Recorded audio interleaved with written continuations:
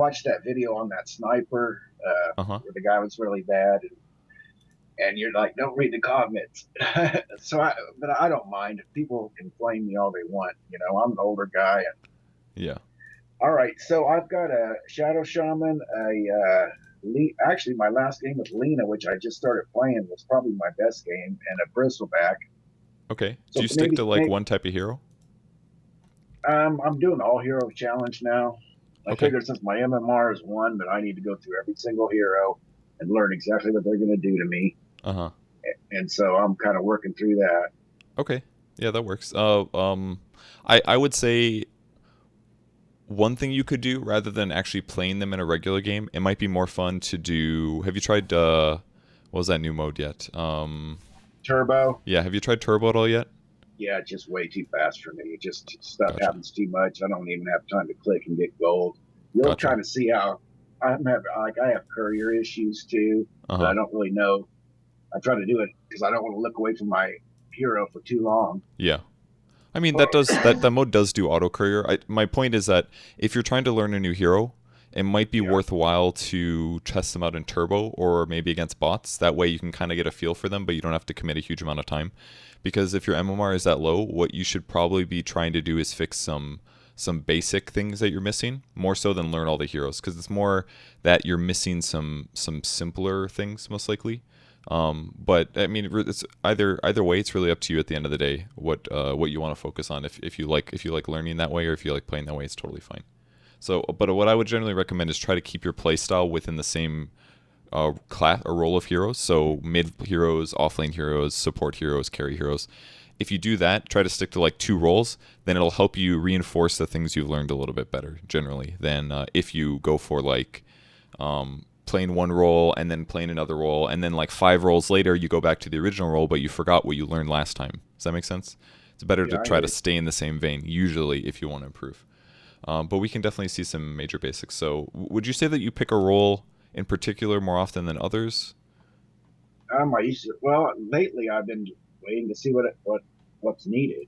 I Okay. mean, I've got to that point just by watching your videos, but I would say with Dota 1, I was Shadow Shaman. So when I came back to Dota 2, Shadow Shaman, that's probably one we should look at. Okay. So why don't you give me the match ID for that game then? You can just tell it to me verbally. I'll type it in. Okay. 356 Okay. 171 five Okay. eight seven one. Okay. Can you see my screen share by the way? Yeah, On I can sc- see the screen where okay. you're at. Yeah. All right. Great. Just want to make sure. Let's see. Sorry about the barking dog. Okay. There you are. Oh, that's cool. It's just a cute dog. Yeah. When she's not barking. Lately, she hasn't been eating very much. I think she's getting sick of her can. We do like a mixed dry food with canned food, and Oh, lately yeah. we started mixing cans of pumpkin in, and now she only wants to eat the pumpkin. So it's like we try to integrate something that tastes better, and then she doesn't want to eat the old stuff anymore. Pretty soon, I'll just be feeding her McDonald's, I guess. That way, she eats every meal. No, I'm just kidding. We'll never do that, but it's an annoyance. Okay, so let's take a look. Do you play ranked exclusively, or do you play unranked as well? Oh, no. I just now started playing ranked probably Gotcha. about 2 weeks ago. I see. And how long have you been playing total? Um, well, I played Dota 1 for a long time, and Mm-hmm. then League of Legends a little bit, and then I just came back probably about 3 months ago. Gotcha. What was it that made you come back to Dota? Oh, my son, Oh, okay. he plays Axe. He's really good, actually. Oh, cool. So you guys just play together for fun? Yeah, sometimes, but most of the time it's just me solo. Yeah. Okay, so right off the bat, the first thing I'm noticing is I'd probably not buy a Fairy Fire. I don't think it's very worth it to buy this as a support because it's Okay. it's. I mean, you had the money, you had 100 gold, and you're probably thinking, oh, I can't buy a sub, I can't buy a Tango. But it's only 75 HP, and generally, I'd prefer that you save this money for like a wand. I feel like that's a little better. Because once you use this, Yeah. it's gone. And the +2 damage does almost nothing as a support, because really the only time you're right clicking is when you're last hitting when you pull, or if you're zoning an offlaner, and it's just not value. I'd prefer instead if you bought like an Ironwood branch, because that gives you 1 to all stats and gives you 20 HP right off the bat, max HP that is. And it also gives you like what 1/6 armor and gives you 12 more mana, and it'll build into a wand anyways. I feel like that's better long term. So you always want to think a little bit long term. Another issue you've had so far is that we're 40 minutes into the game and you haven't moved your camera at all. Like you basically spawned, you looked at this area of the map and you right-clicked the ground and you ran all the way here. Whereas if we look at the map in the last like 10 seconds or something, you can actually see stuff going on. So one of the big things in Dota, it's not just about what you see on the map with wards, but it's also what you see with your eyes. And right now there's available things that you could be looking at that you're not looking at. Because if I go free camera right now, I can look over here. I see it. I can see where this guy is. I can check his items. I can look over here, see Scarth Mage, see what items he has. I can see, oh, there's a Quap as well. What items? Oh, she's rushing bottle because she has no items. Like that's information that you could be gathering. Yeah. So one thing that's actually kind of important is that you change the speed at which your camera scrolls. So I personally use edge pan. I know it's not super efficient, but I just move my mouse and my screen moves. Is that how you move your screen as well? I think so. Okay. Yeah. I'm sure we'll see. But if you turn up the speed of that, yeah, like right now, I can see that your edge pan speed it's okay. It's not bad. Okay. But maybe it's a little low. Trying to get that word down. I see. That makes sense. But keep in mind that when your hero's running somewhere, you can still move your camera. Like your hero will be there eventually. So if I'm running even if you're running the same path, you should still be looking around the map, seeing what items your allies have. If you see an enemy, check to see what they have. And right now, you're running into a really dangerous situation. Because this guy, you could tell, was already pretty screwed. Sniper is a pretty slow hero. He got slowed by Shadow Strike, which you can see either by audio cue or the visual one. And then knowing that, this guy's going to die because there's 3 heroes here. He's going to die. Which means that you approaching from the right is now dangerous because as soon as you get there, this guy's dead or almost dead. And then they're going to turn on you and fight you instead, most likely. I just didn't want to leave him hanging. But I see what you're saying. Yeah. Totally makes sense. Here. And then they're probably going to chase you all the way now. And now you're the person that's going to die. Maybe. If you are running like this, it's important that you eat a tango along the way. Because at this point now, you could have had at least 100 extra HP or something like that. It looks like you're actually going to live, but the fact that just now you're going to start eating a tango is very, very delayed. In fact, you haven't even done it yet. You did use your Fairy Fire, though, and you TP'd back. Yeah, the TP back was fine. Yes, the Fairy Fire maybe saved you, but you also could have eaten a tango the whole time. Like, when you were at this point in the map, you could have eaten a tango here. Or when you ran this way, you could have eaten a tango here along the way. Or maybe eaten... Well, these ones are kind of hard because they're on the cliff, but there were some trees along the way. Sorry? Yeah, and I should have just turned back and just let my guy die because I wasted a TP and wasted a Fairy Fire and a tango. And yeah, now there's nobody in lane. This is a very bizarre game right now. There's a lot of weird things happening.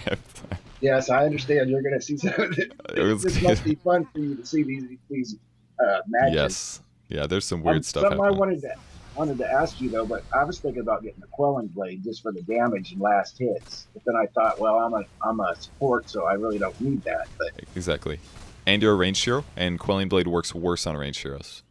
Okay. It only does 7 damage for range, so it's a third. Is my math right? No, it's less than a third for range heroes, so it's way worse for range heroes. Definitely not worth buying. Is there like an item that you can think of that would be, let's say you did want to increase your damage on Shadow Shaman, what's a cheaper way to do that? Quelling Blade costs 200 gold, it gives you 7 damage. Is there another item that you could maybe buy instead? Maybe an Ironwood Branch. Branches are okay. A Fairy Fire. That's nope. the only thing maybe more intelligence. Yeah, intelligence would be a good way. You could get maybe raw damage, I guess, if you really want to go that vein. But generally, I would say, like if you're a mid-Shadow Shaman, for example, you would probably want to start with a Null Talisman. Because it costs a lot more gold, but it's 7 intelligence, which is 7 damage. And it can eventually build into something. But even if you don't build it into a Veil, it's still very effective as stats. But if you spend your money on a Fairy Fire, as soon as you eat the Fairy Fire, it's gone. So that 70 gold is wasted, essentially. So you kind of have to think about longevity a little bit. And that's part of your loss so far. You already missed last hits because you made a bad decision. You already lost a TP, and you bought another TP, so you've already lost 50 gold. And you ate 1 tango, which is effectively 25 gold of the 150 that it costs. So, like, most of your issues are probably going to stem around efficiency. Like, how efficient are you being as your role, basically? Right. And right now, what are you accomplishing in this lane by standing here? I'm waiting to pull, I think. Okay, but you did miss a pull. This next creep wave just came in, and it was too late. We'll go back in time to look at it again. So basically, you got back to the lane. Scarth Mage is peeking out. It looks like what you're actually doing is trying to deny. Maybe. Yeah, I think I'm just trying to help this guy push the lane up so I can pull more safely. You know. Okay. That's a fair point, because it would be a little dangerous for him. But now it's at a decent point, and now you're here in the lane. Now, what are you accomplishing right now? I'm just running around looking stupid. See, I've never rewatched these matches, so yeah, you can learn. You can learn so much from watching your own replays, because in the moment it feels intense. Feels like you're doing even like amazing plays happen. You feel like, oh, that was the most intense play ever, and you watch the replay and you're like, wow, I actually messed up really bad. You know, oh, I could have gotten that kill, things like that. But if we watch we're 2 minutes into the game now. What have you accomplished? Let's look at your hard numbers. You've gotten 3 denies. You've gotten 0 last hits. And all you've done basically is sit in this lane and deny creeps. And you also casted Aethershock on that Skywrath Mage one time. And you also made these guys led them on a wild goose chase around the map. But realistically, you've done almost nothing so far this game. And right. you even standing in the lane to deny is not very good. Like it's okay kind of if you expect the sniper to get dived. But in reality, you should be thinking a little bit more about your resources in this moment. Because if this guy was not, I assume, low MMR with you, I in a normal game, what I would say is, all right, it's a Skywrath Mage and an Anti-Mage. Anti-Mage type hypothetically can be harassed. So you could hypothetically walk up and harass him, but then the Sky's going to harass you. So what would be better is Sniper sits at his range, which basically puts him safe from Anti-Mage. Let's say the creep wave's right here, and the Sky's over here. He's going to take some harass, but he should be able to regen it up with whatever regen he purchased. He bought things very bizarrely. But he should be fine. What you could do instantly is just pull. Because if you pull, you guarantee that the small camp dies, which gives you levels and experience and last hits, guaranteed. Well, maybe not the last hits. I think that's what I'm about to do. But you're going to be way late. Yeah, I was late. I think I was late quite a few times on these tools. And that is the biggest thing to fix as a support in the trialing, is forgetting to prep for stuff. It is so important, because if you miss an opportunity, that's another wave that your opponent gets, and another wave that you don't get. Like, for example, if you had started your pull right here, the pull would be going right now. These creeps, at least one of them would be denied probably. Even if you failed to connect the pull, at least one of these creeps would be dead. And that's another piece of experience that goes to these two guys that aren't really playing their lane very well. But if you get a pull going and then you connect the pull, you instantly get all of this experience and all of this experience. And if they don't even come over to mess with it in the meantime, that'll give you at least one level. And you not being in the lane will give Sniper more experience. Because right now, both of you guys, both your lane and their lane, you're just sitting here sharing the same experience. So every single one of these creeps gets split between you guys equally. But if this guy can safely sit in the lane and still kind of get last hits, even if he's taking some harass, and he's going to probably yell at you because he's going to say something stupid like, oh, Shadow Shaman, help me in the lane. But in reality, if you get a pull going, you're denying like 4 creeps from these two guys. They don't get the last hits. They don't get the experience. And yeah, this guy's going to take some creep damage under tower probably, and maybe they'll dive him.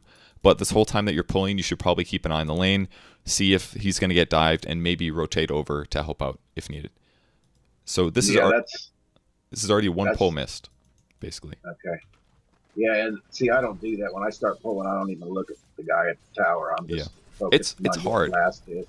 It's definitely hard to balance that, but if you get the pulls going, then you're making a huge difference in support.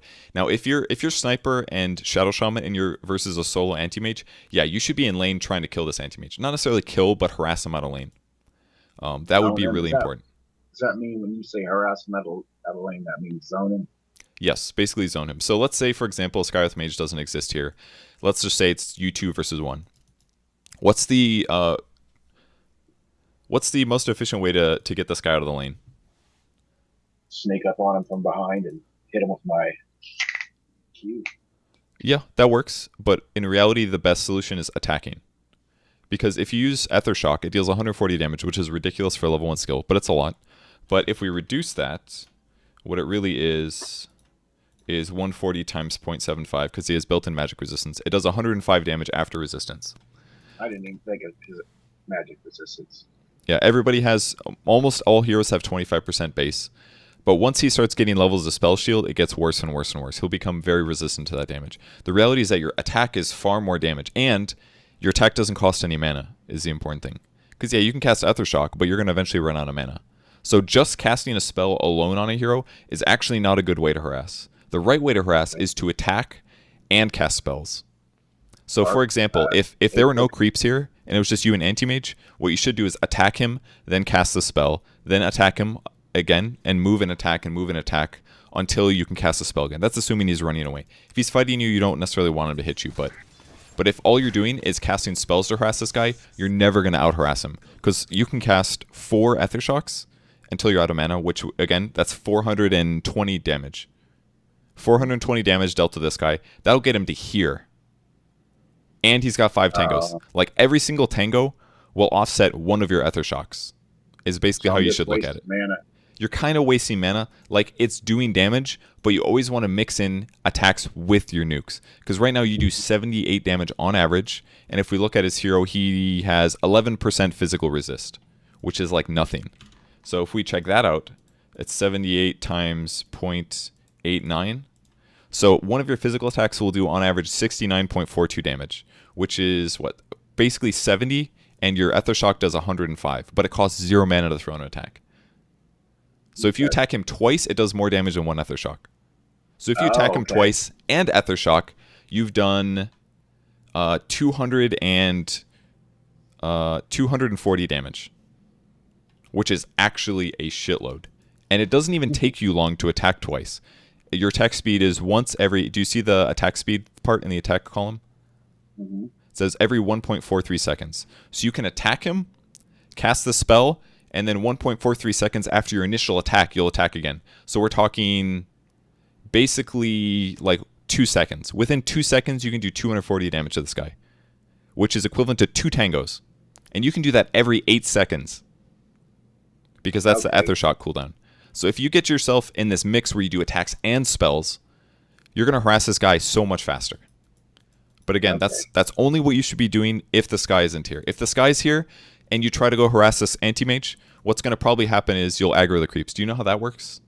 Yes. Okay, so if you go in the creep wave, you attack him, the creeps will attack you, and anti-mage might attack you. If that's the case, that's a bad trade. You don't want to take that trade. But if you wait until anti-mage is... Or maybe if you just do it for that 2-second period, it's probably fine. Because maybe he attacks you once and the creeps attack you once or twice. That you'll lose 1 tangle, he'll lose 2 tangles. That's a good trade. But you have to be careful about how you do it. Because if you're doing these trades, when he has a lot of creeps or something like that, then you're not actually helping out. Alright, what are you accomplishing? What did you accomplish on that creep wave? Pretty much nothing again. I think I'm waiting for the next pull. I'm going to pull sooner or later. Yeah. And that's fine, but the problem is you're missing the get ready to pull thing. Like, when the creeps spawn, that is when you need to be getting ready to pull. But what you're thinking is like, oh, it's not time to pull right now, so I won't go stand by it. So what you should probably do instead, especially if you're forgetting, is just go stand by it. You also miss the bounties, too. Yeah. What were you going to say? Those spawn on the top of the hour. Because it seems like sometimes I go there and they're not there. That's because you're probably late and somebody took them before you. So, I'll go there like 59 and they're not there. Okay. Do you mean like 159 or 59 seconds? Yeah, 159, 259, 359. Okay. It's only every 2 minutes. So it spawns at 2 minutes, 4 minutes, 6 minutes. Okay. See, so that's probably why. That. Yeah. I thought it was every minute. Yep. So basically, your goal as a support here is to think about the harassment stuff if there's a circumstance for it. You should be ready to pull, and you should also be looking at the clock for the bounty runs. Because you've actually gained no gold this game so far, except for the gold per minute that you gain naturally. And if you had been paying attention, you could have done at least 1 pull and probably gotten 2 bounty runs. And 2 bounty runs right now is about 120 gold. And you'd probably be level 3, and while you're out of the lane, Sniper gets more levels. Right. And these guys would have less experience as well, by far. Okay. And I have a feeling that a lot of bounty runes in this game are just going to sit here because people will forget. But it's a huge detriment if you go late, because if you go late to bounty runes, if anybody else thought of it earlier than you, you lose because they're gone already. And then you wasted time walking all the way over there. Hey, no bounty rune, that sucks. But if you plan ahead, you know the bounty rune's going to be there. You know that you can guarantee that you get a bounty rune. So playing support in the tri-lane is definitely a little bit about remembering to do stuff. And I'm really bad at this. But remember where the creep wave is now? This is around your time to pull. Like, when the creeps are about here is when I pull. And I just look at the map, and I can kind of see this, like, little clump here. So I know if the creep wave is about here, that's when I start pulling. I just attack it, and I run straight down. So if you look now and think, like, oh, it's time to pull, you're too late already. You basically have to be ready. So if we want to have some hard timers on when to know to pull, I think the easiest way we can do it is look at the clock. Rather than you looking at the map, you can just say, hey, I know the creep wave spawns every minute and every half minute. So I know it's 2:30, a creep wave spawns. Boom, there's my creep wave. And I know you should think, if I don't have boots, I know that if it's 30 seconds and I want to pull, I need to start moving to the pull camp. Because it'll probably take you about 10 seconds, so we'll give you like a little bit of a buffer time here. But if it's like 2:40 and you're not pretty much ready to pull, you're probably going to be late. So at the 2:30 mark should be your timer. At any 30-second increment, I need to be ready to pull and start moving towards the pull if you want to pull. If you are thinking about bounty runes, that should be your next goal. 2 minutes, 4 minutes. Are bounty runes coming? Let's go prep and get those. Because what you're accomplishing in the lane is almost nothing right now. It's which is very typical of your level, and people don't realize it. They think they're helping, but they're not really helping. And that's why players at lower MMR that are trying to play support have a lot of trouble. Okay, I hear you. Because yeah, you've been pulling camps right yep. now. I'm just stealing his experience. Yeah, it's been 3 minutes. You've gotten one last hit. This is okay. You should have used Ether Shock there, probably. But look how much damage that guy took. That was basically a good example of trading here. You shackle this guy. He basically was at 500 HP. He's trading hits with you guys. To be honest, I think if you got one more attack and cast Ether Shock, that guy dies, actually. He would have been 100% dead. Now I would fight this guy. Alright, small mistake that you made on the anti-mage here. You should have attacked first. Do you remember what I said before about attack, nuke, attack? Right. That's because when you attack, no matter what happens, there's a cooldown until you can attack again. So that means during that time period, it's better to cast a spell because you're waiting around. Like between your attacks, you should either be walking or casting spells. So to maximize your damage in this like small window of 2 seconds, it should always be attack, spell, attack. If you spell first, that means your attack's not on cooldown yet, and then you start that cooldown afterwards. So let's look at this again on the anti-mage, where he goes to fight you. He's got pretty low HP. You hit extremely hard because Shadow Shaman has like insane level and base damage. You have 80 damage, he has 53 on average. You cast a spell and you attacked, and now he's one hit away from dying. And you still killed him, but it would have been slightly faster, like a half second faster. Better. Yeah, exactly. Attack, I think spell, I attack. Just panic sometimes, you know? Yeah. Especially with any mage, because it sucks my mana so fast. Yeah, totally makes sense. And that's actually a good point to maybe casting the spell first. Because let's go back and check to see how much mana you had. Because you could also factor that in. Think like, were you going to even get were you going to be successful? So the interesting part is that he drains 28 mana. It would have been pretty close. You have, what, 25 mana? I think you're actually right here. No, actually, it would have been close. But you could have taken one attack from him and then cast your spell. But I think, you know, looking at that factor, I totally forgot about that part. But you're actually fine in that case, I think. I think what I just said is applies normally, but against a mana drainer, I think you did the right thing. Because there was a chance, unless you did the math, of course, in that moment, there was a chance that you wouldn't have been able to cast in time. All right, you're finally getting ready to pull. Which is good, but you're also missing the bounty rune. Bounty rune's sitting here this whole time while you're waiting. So you could have grabbed bounty rune and then gotten ready to pull. My camera wasn't, like, I don't know if I could see it. Yeah, let's take a look at your camera, actually. We haven't looked at it enough. Alright, you didn't see it because you didn't have vision, but I know that the bounty rune icon is on the map. And that's another thing that you can do. The bounty rune icon will appear on the map even in fog, I believe, if I'm not mistaken. Even if you can't see it. So if you just look on the map and you see bounty runes, that's another reminder that it's there. I think I just got panicked because I knew I had to do the right timing. But you're right, I had enough time to run up there and get the bounty rune. Yep. You got the pull done, which is great. Did that one perfectly. Alright, you're going for the connect. This is perfect. Alright, so you know how to pull. This is great. This is like super beneficial. And we're 4 minutes in and this is your first one. So all you have to do basically is remember to do this more often, and your whole game changes. Because look how many creeps are dying. Like, even if you don't get the last hits on these, I don't even care, to be honest. Because I know you're getting the levels, and the levels in the early game are way more important than the gold. I mean, the gold is very good. If you can get the last hits, get the last hits. But if you could just pull and pull through and do this, like, 2 more times than you've done it this game, your whole laning stage is going to feel different. You're going to feel a difference instantly in every single game. Because these guys are going to have, like, this is 2 creeps that just died. And you can probably deny the melee creep too by the time it gets back. The only mistake you made basically is you auto-attacked a little bit too much, I would say. Because you auto-attacked so much, the creeps died faster, which meant that they were less likely to be denied. Like when you were finishing, let's go look at the last creep here. Like right now you're auto-attacking like crazy. I would have maybe killed If you want these all to die, and it's a pretty good thing to do, you could stop attacking, wait till these get to half HP, below half HP, and then start attacking your own creeps. Would be a way, for example. I see what you're saying. Because make sure my own creeps die so they don't get the experience. Exactly, because you're going to get the experience on these no matter what. One good thing about killing them when you did, though, was that at the next minute mark, they respawned. The downside was that... here, let me check the setting. There's this setting that you need to enable.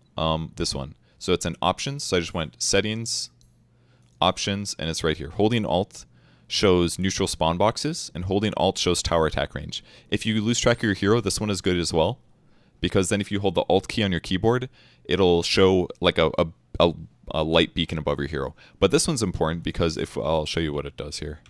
If I hold Alt, it shows you the boxes. So if you're watching the... Okay, there we go, I got it.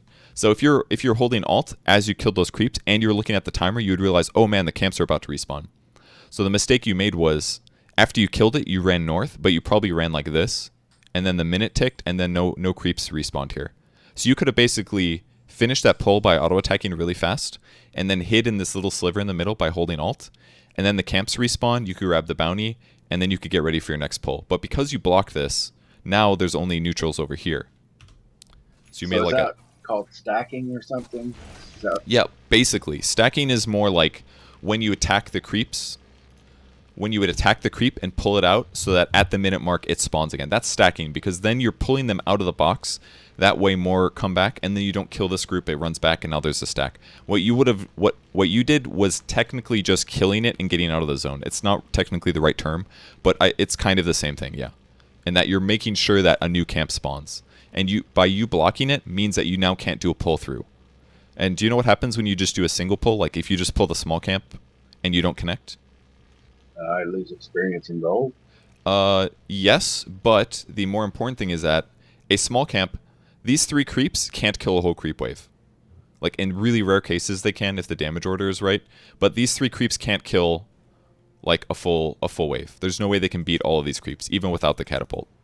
So what that means is that at most they're going to kill one of your creeps, and then the creeps are going to say, okay, there's no more enemies around, and they run this way, which I'm sure you've had happen when you miss your pull connect. Yeah, so I think when I'm that about to see that. so when that happens, that means there's more creep waves in the lane, which means more experience and gold for your enemy. So that's why a single pull is bad. What you did was perfect. You connected the pull. The only problem, like I said, is you auto-attacked too much, and therefore all the creeps didn't deny. But if you just do a single pull, it's going to push your lane, and they're going to get more experience. So you should always make sure that you connect if you can, because otherwise you get less experience. So blocking this camp was a negative, but it's like a small thing compared to all the other stuff. I just wanted to make you aware of it because it's something you should maybe think about occasionally. Let's go back and look at how you did this game, because this looked pretty good. And this is, by the way, another great thing about pulling is you leave the lane, they don't know where you are, they think you might gank mid, they don't know because you're in the jungle pulling. And then you can just walk out of the lane and do this good gank. Like, this is perfect. And the only reason this worked is because Anti-Mage didn't know if you're going to be there or not. So that was awesome. Okay. It's another really good thing about pulling. Yeah, and I learned that from you, is come from behind. Yeah, always come from behind. It works so much better. Especially on a slow hero. Like, you didn't even have boots there, and you still got Shackle off. That was great. So, now we're looking at the clock again. It is almost 6 minutes. You realize now, oh shoot, I should have pulled. Is what it looks like. Alright, see that? Did you see what just happened? No. So here's you running again. Here's the spawn boxes. Look at the clock. Boom.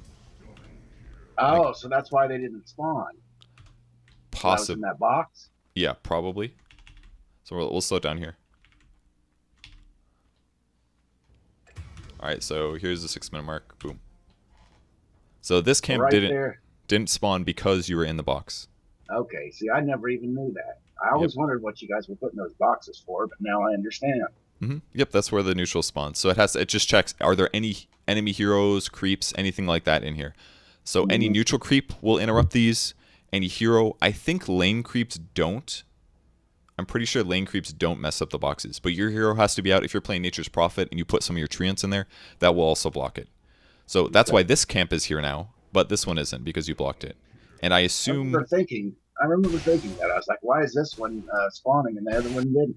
Yeah. It also could be that they planted a ward there or something. So let's go watch. This is the one from before. Let's see if...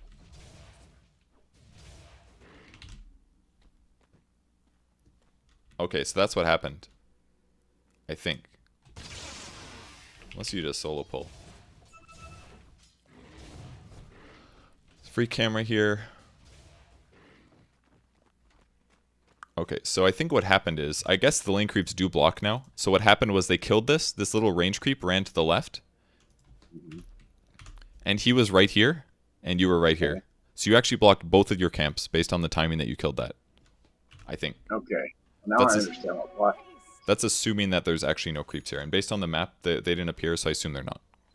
Because otherwise we'd probably see them, yeah. So basically you accidentally blocked both camps is what happened, which is really shitty, because then you have to wait a minute to pull. Which is ultimately okay, because you had some stuff to do in the meantime. It wasn't all bad. Chasing the sky out, which is fine. Like right now, is there anything you can see that you should have done in that time period? No. And I think you're actually right here. There's actually nothing you could have done in this last minute. Because you blocked both camps, you can't pull. Well, okay, there was one thing I can think of, but you can't go to the camps because they're both blocked. You killed the anti-mage, which was great. You bought your boots, which is good. You tried to zone the sky, which is good. The only other thing you could have done in this time period is maybe like run all the way here and stack this camp right at the 6-minute mark. Like pull it out at 55, pull them to the north because you have to look at the box size. Yeah, so I need to work on that stacking the camps things because I really don't understand that. But yeah, there's basically every single camp of neutrals has different leash ranges, meaning that how long it takes when they're chasing somebody till they get bored and go home. So the camps that have smaller boxes have smaller leashes. Most of the leashes are around like the non-pull camps. Basically anything other than these two camps, the leashes are usually around like 55, 56. Ancients are always 53, I believe.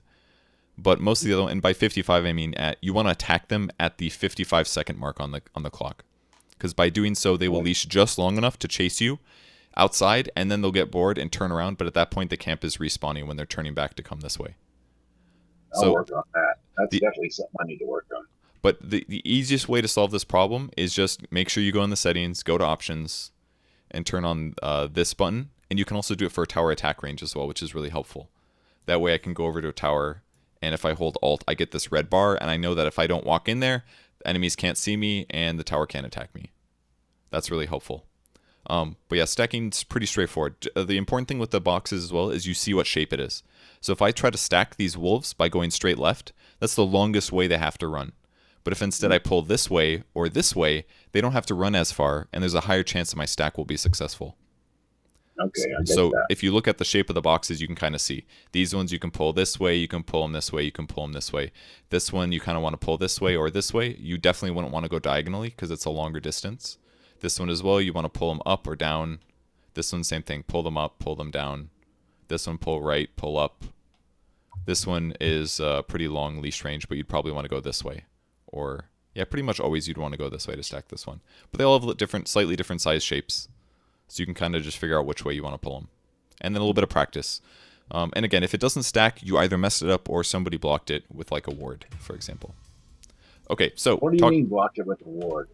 So if you plant a ward within this yellow box, then it will prevent anything from spawning here. So what you do strategy-wise is you come by here with a sentry ward or an observer ward, and if they place a ward anywhere in this yellow box, then the camp won't spawn. So hypothetically, if you know that the camps are about to spawn, let's say you hold Alt, you know you're not in the boxes, you stand here, and you see that the boxes didn't spawn, or the creeps didn't spawn, you should know that there's an observer ward there, or a sentry ward, or maybe an invisible hero you can't see, or maybe like, for example, they could have placed a ward like here on the cliff, and it would block because it's in the square. Or maybe they placed it up here, or maybe like it's hiding, the ward that they placed is in here and you don't see it because you can't see with your hero because you're standing on the right side of the tree. But that's another way to block camp. So if you're playing offlane, like if you're the anti-mage or the Skywrath mage, it would have been really smart for them to put a sentry down to block the small camp, because then you just can't pull.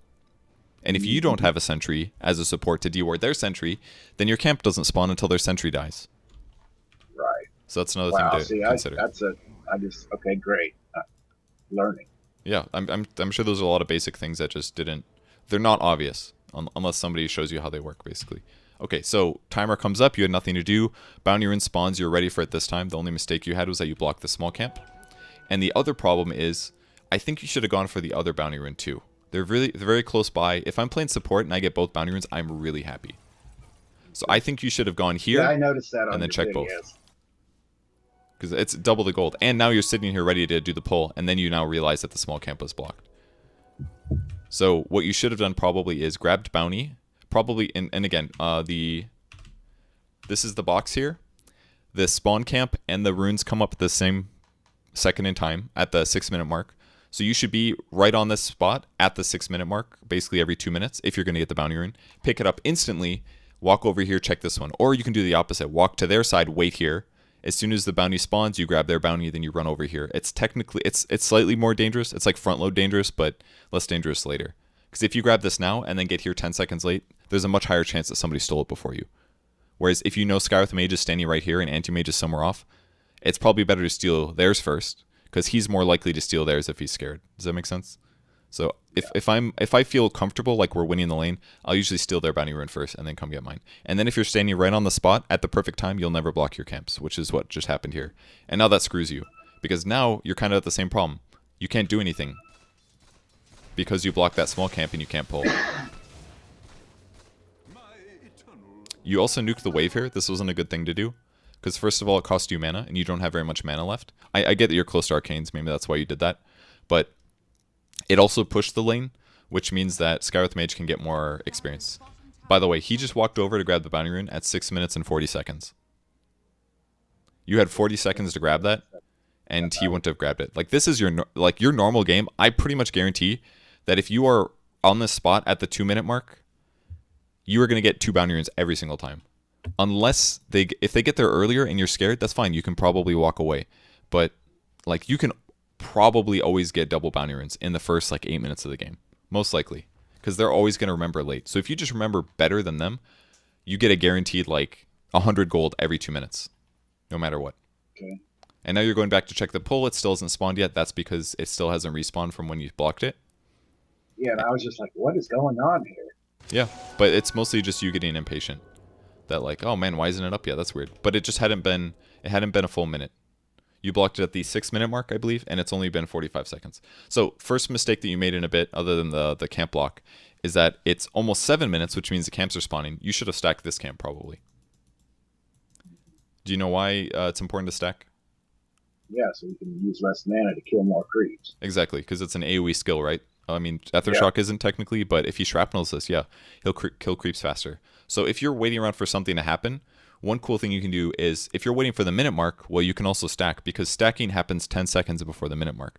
So you could have walked here, you could have attacked one of these neutrals, and then you could have pulled it this way. Okay, you did anyways. That was really late. That was extremely late. I didn't think you were going to make that. But I didn't do that on purpose. I was trying to pull the camp out. Okay. To the lane. Well, that's extra funny then, because you accidentally stacked. Pulling the camp to the lane, it doesn't work very well anymore from the safe lane. It's like in the last patch, you could side pull all the time, but it's very difficult to do now. So if you want to side pull, the only direction it kind of works is this way. Okay. You can't go diagonally anymore. Because I never had good luck with that. Yeah, it was much easier in the past, but it's only possible in the off lane, to the off lane now, which basically means this one. So the only way you can pull this as a safe lane support or carry is if your creep wave is coming up here and the equilibrium is like under their tower. It's like the only way. And it's very difficult for that to happen right now, because when your creeps get under tower, they die really fast to the tower, which means that these creeps come up, and if your creeps are fighting here, then they don't aggro the neutrals. It just sucks. So basically side pulling is much better for the off lane now than it is the safe lane. So that's why it's so important that your camp isn't blocked, because you have to pull through almost exclusively. Okay. So if we look at this pull now and look at the timing that you did this, you pulled this 4 seconds too late. Do you see how close that was? Like, I'm pretty sure this guy's back leg hair was in the yellow box. I'm pretty sure. It was that close. Pure luck. Yeah. And it actually looks like your pull would have worked here. If this creep wave wasn't here and the green creeps were coming past, you got these satyrs to run all the way up here, which is really far. I didn't think you could actually even pull here, so you've taught me something here. I need to do more research on it. You also stole a last hit here. You should generally let sniper get all of that. And now the next problem is you stacked this to try to pull it. It didn't work. And your first thought should be, What instead? You basically nuked the wave. What do you think you should have done instead? Let the. Oh, I don't know. You should have instantly gone back to pull. And this might not seem like a lot, but you wasted about 10 seconds here. 5 to 10 seconds. And because you've lost this 5 to 10 seconds, this delays you doing anything else that you want to do. So the rapidness at which you think of things to do in Dota is super critical towards a cascading effect. And remember the 30-second thing I said? Every 30 seconds, that's your timing to start walking to the pull? Well, look where the creeps are right now. They're almost there, basically. They're halfway to the pull location. So because you hesitated for this 5 to 10 seconds and nuked the wave instead, what you should have done was you should have walked to the small camp earlier. Because now you're moving over to pull, but boom, you're going to be... You basically should have pulled them 3 seconds ago. You might get one of these because these creeps are pretty fast. But yeah, you see how close this was? And the impact is you don't get this experience. All of these creeps will 100% go to the Skywrath Mage now. He's level 6 now, by the way. So he's like at the same levels as you guys. You don't get the last hits here. You don't get the experience. And you maybe could have killed like one of these as well because it's stacked. So all because you forgot about the timing. So every 30 seconds you should be thinking, is it time to pull, basically. And the time you should always think it is after the minute mark because that's when the camps respawn. So you should be able to do it. Either way, getting your arcanes is an okay use of your time here. It's all right. But now because you ran to get arcanes, you're in the same dilemma again. I think you might make this one. I like that you nuked that. That was good because it's a faster way to get them to come. But then you miss it. So now you've missed 2 pulls. Yeah, that's why I did that. That's why I nuked them because I knew I was late. I'm just like, I'm gonna get them. And you can still kill them. And it ends up being okay. And there's a bounty rune that you can probably get. I don't know if you get it or not. No, you actually didn't grab it, but... And you've got arcanes, so you've got the mana pool. This isn't all bad. And you helped out the sniper. This is, honestly, your laning stage is going okay. I would say, I imagine this is above average laning stage for you. But it's not amazing. Like, it could be so much better. Because basically you've gotten 1 pull done, I believe, total. Is that it? Was it just the 1? Yeah, I think it might be right. Because we're 8 minutes in, and you have gotten the extra resources you've attained are, I believe, 1 bounty rune, maybe 2, and 1 small camp and 1 large camp. And that's it. Other than that, you've denied. And stolen some last hits from the creep wave, and fought and ganked a little. But all in your lane. So in the context of your lane, you've done okay, but not amazing. So tell me about this, the way that you reacted to the anti-mage. How did you feel about it? I did that R click first, but then it's too late. Okay. R click, A click, whatever you call it. What about the spells that you chose against him? I tried to hex him. I should have used Shackles? Shackles. Yeah, probably. For what reason, though? Because he overplayed. Yes, and the other important thing is that Hex does no damage. Yeah. So early game, which spells you choose to use your mana on is really, really important. Because it's kind of like what I talked about before, level 1 Aethershock only does 100 damage. It's really expensive mana per damage, basically. So in these situations when your mana is low, you have to be very careful what you choose to spend your mana on. So let's like really quick compare the numbers. Hex does a 1.25 second disable, and it costs 110 mana, so it does no damage. So it's a very short disable, and it does no damage. If you look at Shackles, it does 200 damage, and it disables for 3.5 seconds.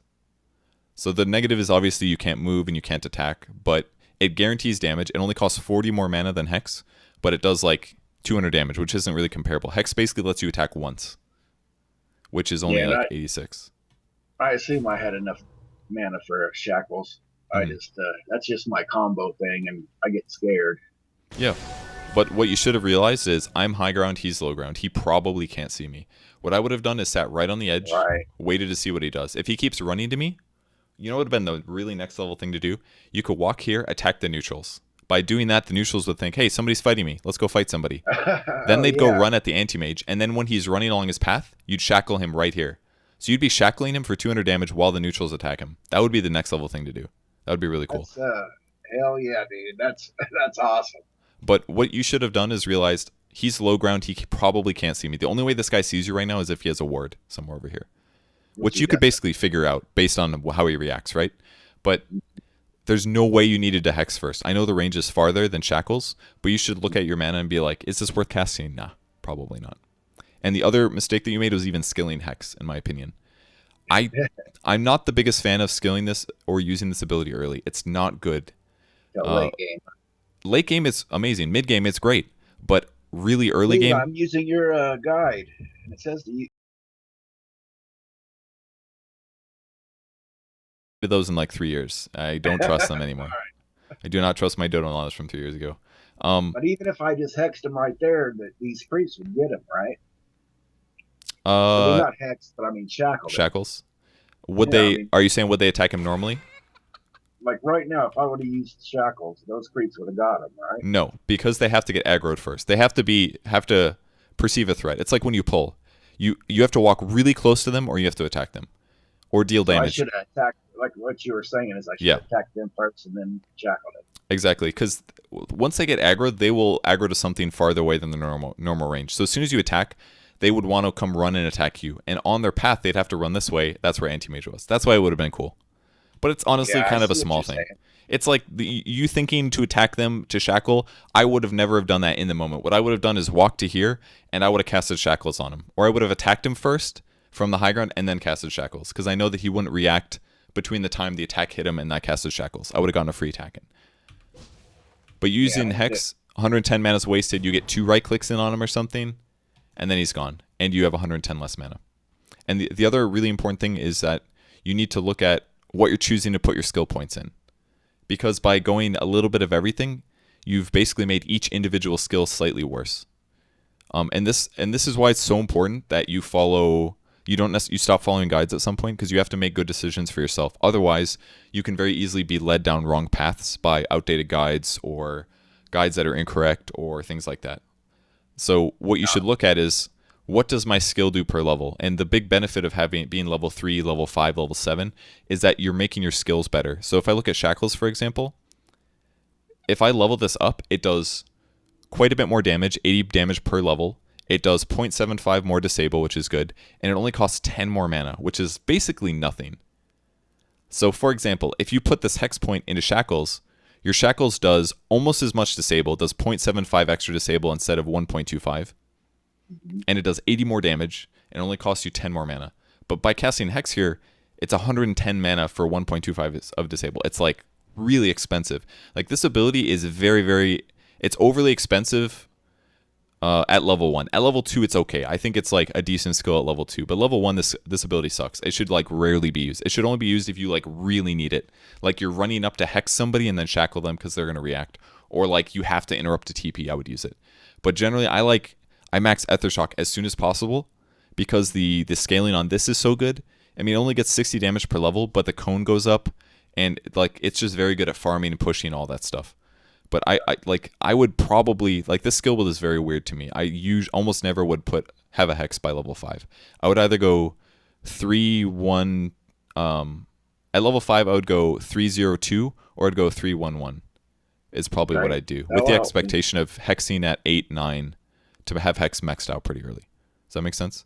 Basically, you want to pick the one ability that you know is really important to the hero, and you want to max it out by 7. There's a lot of heroes that do this, like Lina with Dragon Slave, with Vengeful Spirit. You want to have the stun maxed pretty early, but it all depends on how the numbers scale. Basically, there's some heroes that it doesn't matter that much. Like I haven't played Viper in the new patch, but in the old patch, I was pretty comfortable going like 2 points in each skill because they all scale about the same. They get slightly better. So I feel comfortable going a little bit of everything. But if you're playing a hero like Shadow Shaman Lion, you want the abilities that matter to be max first. Pudge, you always max Hook first. You won't go like 2-2-2. There's no way you'd ever do that because Hook just scales so good, for example. Does that make sense? So when you're like, no matter what hero you're playing. And honestly, I kind of felt weird about the point in Hex. I was like, it's just so weak. Yeah. It does almost nothing. With the guides, Yeah, but you gotta, at some point, you have to. I get that you're 1 MMR, and it's probably scary to think I know better than guides, but at some point, you have to make some of those decisions. Like I think it's good at some point to turn off guides. Like once you're used to the hero, I would turn off the guide and stick to something that is good. With that said, I know there's a lot of players, even like 3K players, do this where their skill builds are all over the place and not good. Like here's a hero example. This is the one that I always get mad at my friend about. So we got Wraith King. Have you played Wraith King before? Yes. Okay, Not so very good. that's fine. So let's look at Wraith Fire Blast. How does this scale to you? I think I've played them like 1 or 2 times. Can you? Is the text big enough to read on your screen? Yeah, yeah. Oh, sorry. I wanted to see if I can get the icon. For some reason, the hero thing's not loading. Okay, so it does 150, 100, 150, 200 damage per level, and the damage per second is doubled. So it does basically 40 extra at level 1. It's like 40, 70, 100, 130. So basically it does 90 damage, 170 damage. Basically, it goes up by like 75 damage a level, which I would say is pretty good. Right? Yeah, and the stun duration is the same, slow duration is the same. It's just how much damage does it deal. So it gets about 90 damage per skill level. The mana cost doesn't change. The cooldown doesn't change. I would say that's like a normal ability, basically. So by leveling this up, all you're guaranteeing is more damage. Okay, so that's something to keep in mind. Vampire Aura, how does this scale? Not so much. It's awful, right? Like 5%. You get one skill point gives you 15% lifesteal, but the next skill point gives you 5%. That's a terrible skill point, right? Like I don't want to spend. I don't want to level that up. Just give 1 point in there. Yeah, it's like one extra point of Vampire Core is 33% as good as the previous one was. And the important thing is like, how much is 5%? If you're hitting for 80 damage, 5% is 4 extra lifesteal HP. That's nothing. That's not worth it.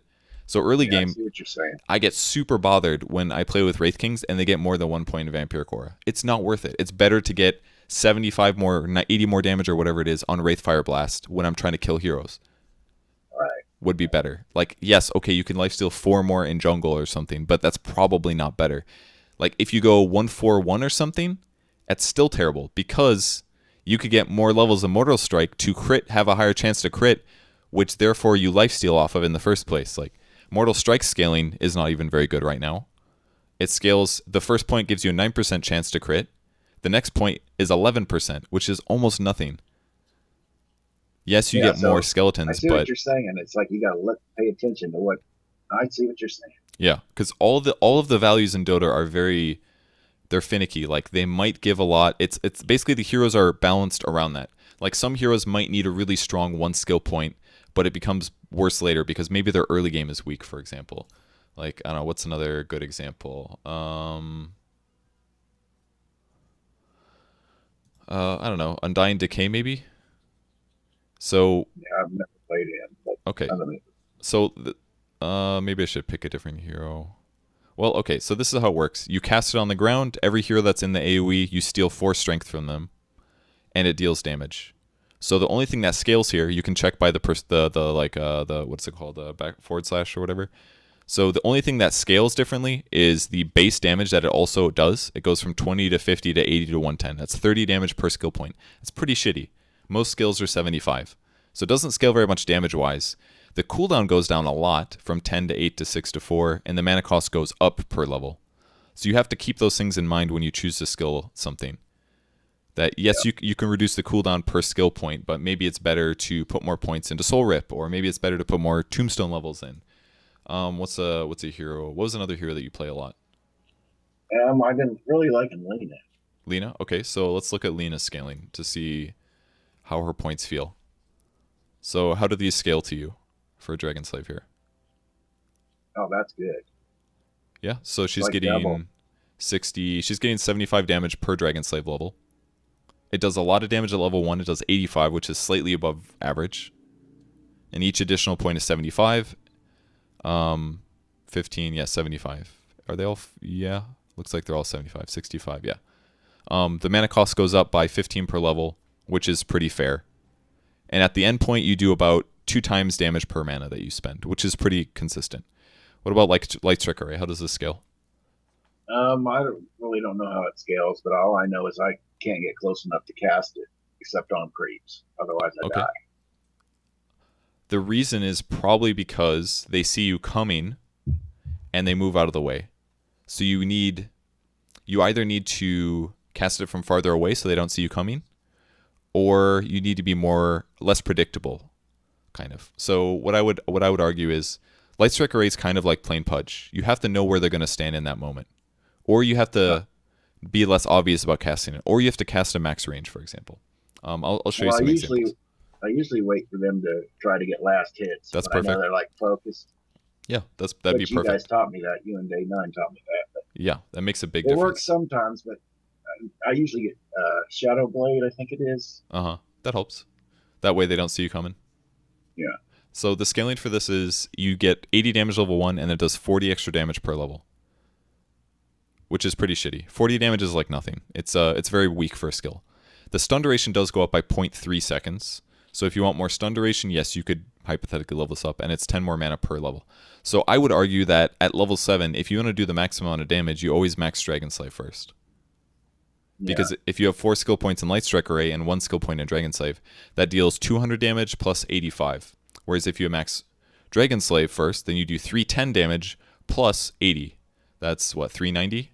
So it's more damage. So there's like things like that. Compare the skills. How do they scale? Which one does more damage? What's the cooldown? What are the mana costs? And let that influence your decision. If I play support Lina, I might go 4 Dragon Slave, 2 Light Strike Array, and just not get Fiery Soul until later.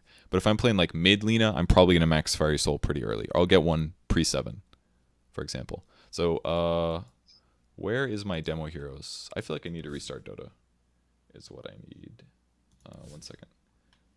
Let me just restart this real quick. Yeah, there's an update. That's why I couldn't demo the hero, and that's why I wasn't seeing hero models.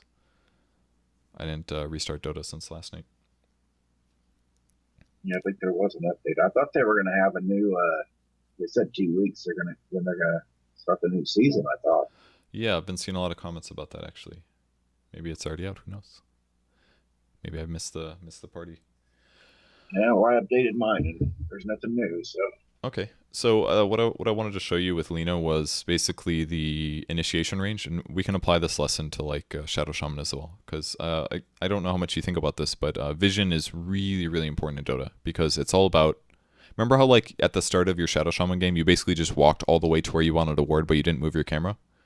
Mm-hmm. That's lacking your vision to react to things, and to react to things appropriately. So what we want to do is we want to abuse what we know about vision so that you can land Light Strike Arrays more effectively, and you can get close enough to cast Shackles more effectively. Because the reason you probably do Hex first is because you can't get in range to cast Shackle in time. So you Hex first, then you Shackle. But if you know, them to see me coming. Exactly, because if they see you coming, they react, they walk away. You don't get your disable off. It sucks. All right, finally finished. So what we need to do is think about abusing that to be more effective at landing your disables, because that basically applies to all heroes all the time. All right, so if we go to Lina, this looks brighter to me for some reason. I'm not sure why. Maybe it's because I was staring at my black background for. Oops, that's not the hero. Time for target practice. All right, so we'll go to demo here really quick. So a couple things. So if I'm laning mid against somebody and I'm standing on the high ground and they're standing on the high ground, they can see me. If they're standing on the low ground down here, they probably can't see me unless they have a ward. So if I want to stun somebody and there's an enemy hero here, I'll probably wait until I'm high ground and they're low ground. That way they won't see it. The other important thing is that you have to think about your cast range as well.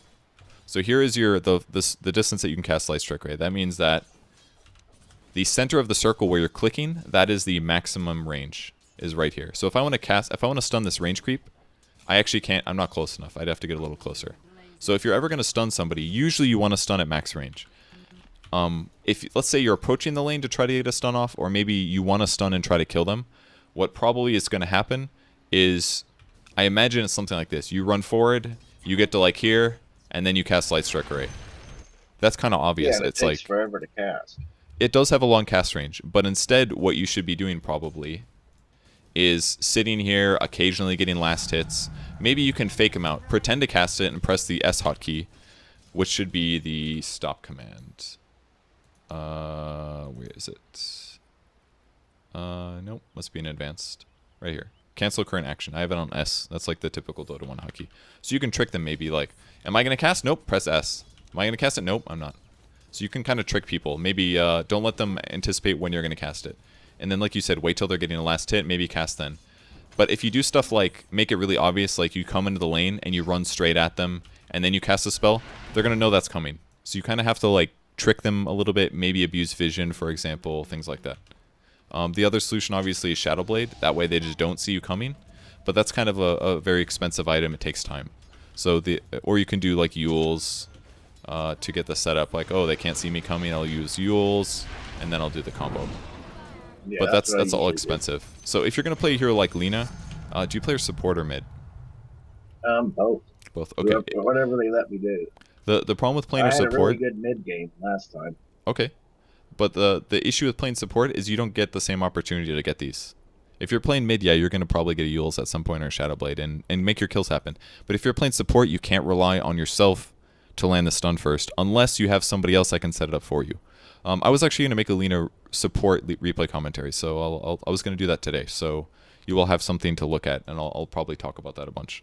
But if you're playing support, you basically have to be able to land the stun, or you're going to be having issues because you have trouble landing the stun, and then if you miss your stun and they dodge it, then you're going to die because then you can't defend yourself. So that's why it's dangerous to play Lina support, because you have to like play off of vision. Like, for example, let's say I'm hiding here waiting for a mid hero to come. These guys probably can't see me right now, so I'll stun from the trees, for example. You know, there's like little tricks like that you can do to be more effective with your disable. Shadow Shaman would be the same thing. Approach from the back, get a blink dagger, stuff like that for your approaches is more important. Do you want to poke over? Let's look at one other game's laning stage. And by the way, the reason that we haven't looked at anything but the laning stage is it doesn't really matter right now, in my opinion. It seems like you're using skills okay.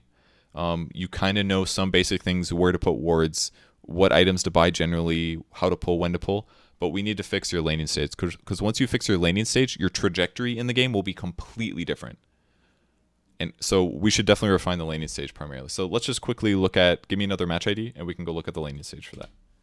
Okay, let's do 356 206 1812.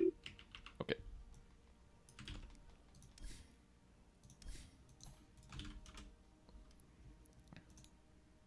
This game you were playing...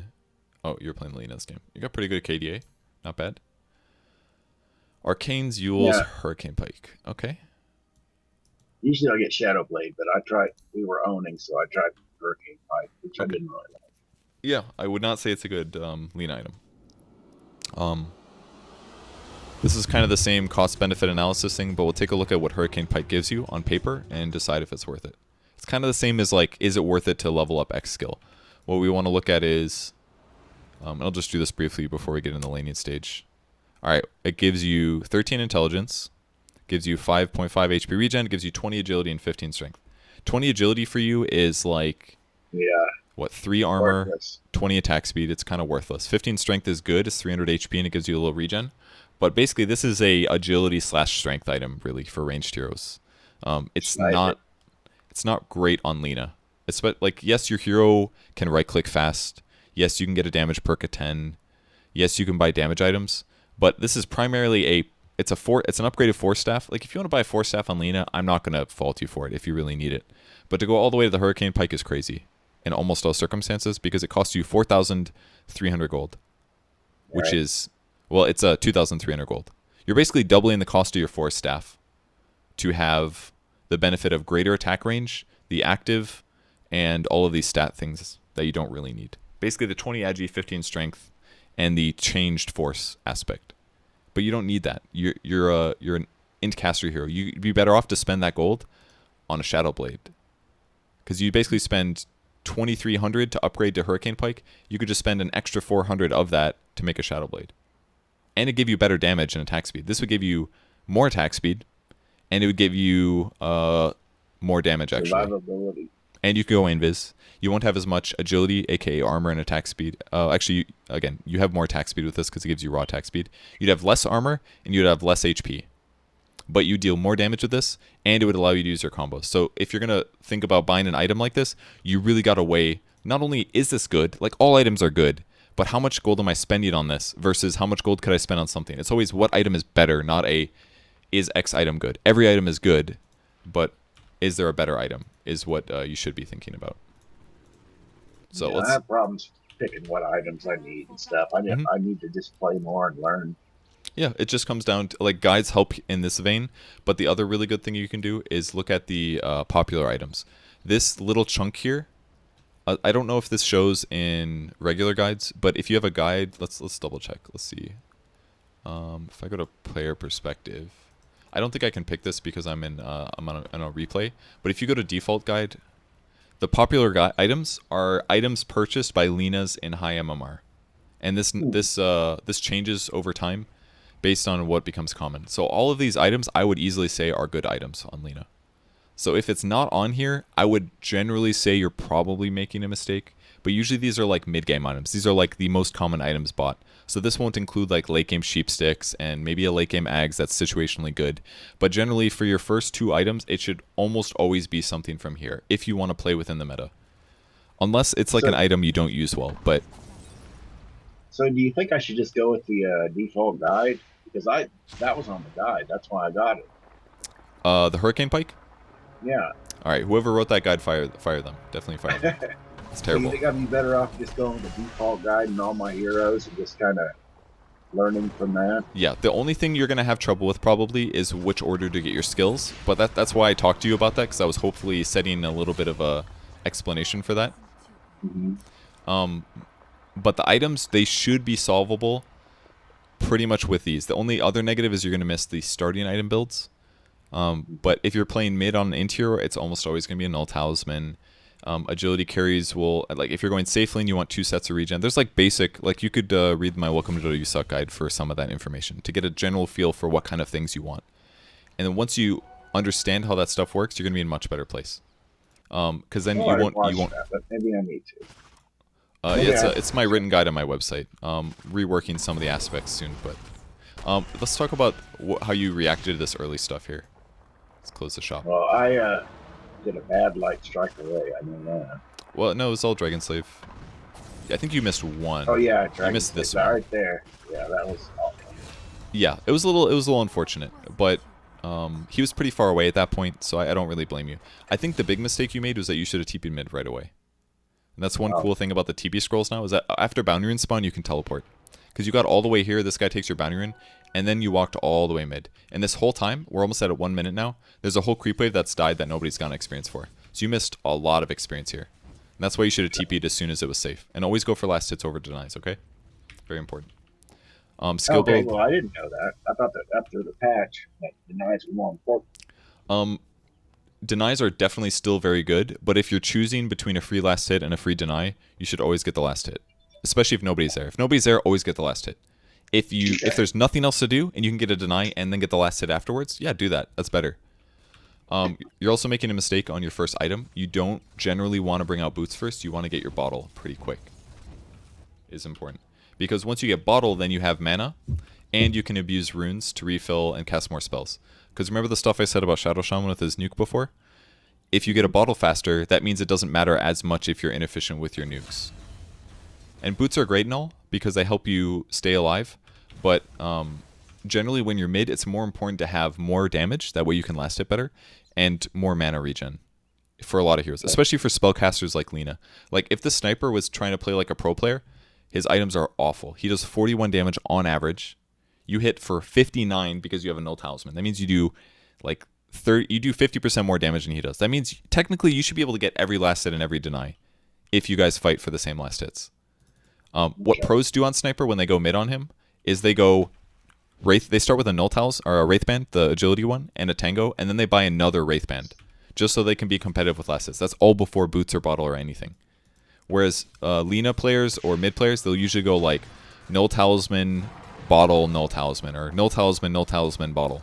Just because they don't care that much about movement speed because they're mostly kind of playing in this area or in this area, sometimes going to get runes, basically. And by getting the boots, yes, you're faster, but if somebody ganks you, you're under tower anyways. And this guy has about the same range as you, so it's like, it doesn't really matter who has more movement speed in this matchup. It's more about who's going to get more last hits is more important. And so far, he is doing just as badly as you are. You guys both have about 2 last hits, so yeah, always go for last hits because yes, you could reduce the amount of experience he gets, but you could just get a last hit to get gold, and gold is more important by far. Just focus. I mean, I wouldn't even care that much about denies at your level. you should just like practice last hitting and get good at last hitting because it'll completely change your game. Very similar to the pulling thing. It's like the same principle. Accelerate the resources that you're getting more so than you're worried about denying theirs.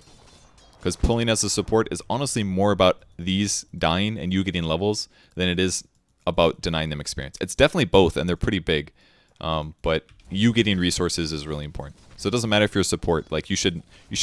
Your goal is not to sacrifice yourself for the good of the team. It's to be greedy within your role for the good of the team. So if you're playing mid, it's about getting as many last hits as possible. All right. Try not to use spells for last hits unless you can also harass opponents. This goes back to the same thing, efficiency of how you spend your mana. You're spending 100 mana to get a last hit here, which is pretty expensive. This Dragon Slave, it actually accomplished nothing other than pushing the creep wave and harassing Sniper. But using a spell just to harass Sniper is not worth it. What would be good, though, is if instead of Light Striker Rain, that one creep for the last hit, what if you Dragon Slaved instead? Right here. If you cast Dragon Slave, it gets the last hit, and it might go far enough to hit Sniper. And then that's worth it, because then you're getting a last hit and you're harassing. So you're basically doubling your mana efficiency. It's like stacking neutrals. You're getting more value from your mana pool. But instead, all you did was nuke the wave. And by nuking them this low, you got them low enough for denies. He could deny your range creep. Right.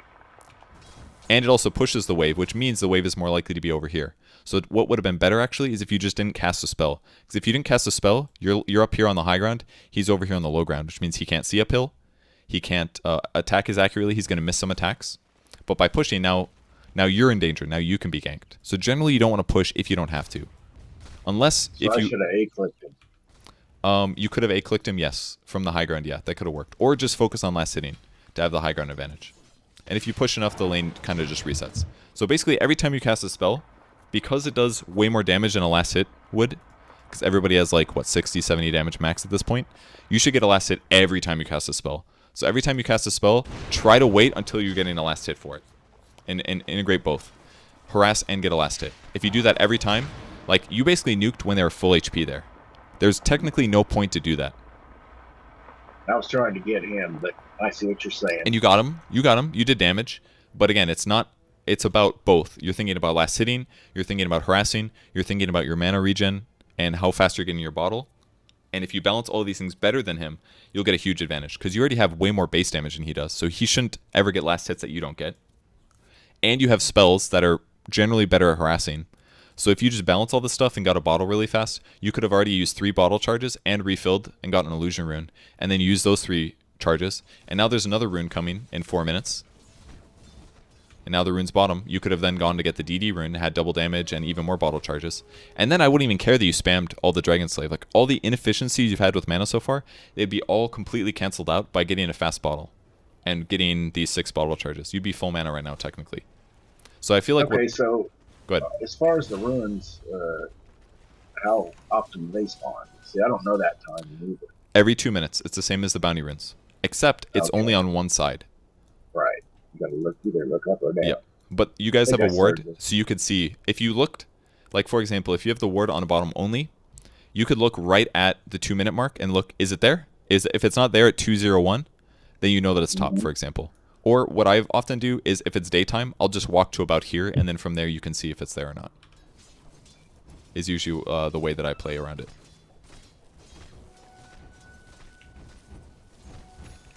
Make sure you move a little bit more. I get that you're on the high ground here, but generally what you want to do is you want to attack from a little bit farther away. So the fact that you stayed still right here is dangerous. Think about it this way. Your safety, if somebody ganks you from this direction, is based on how far these creeps see.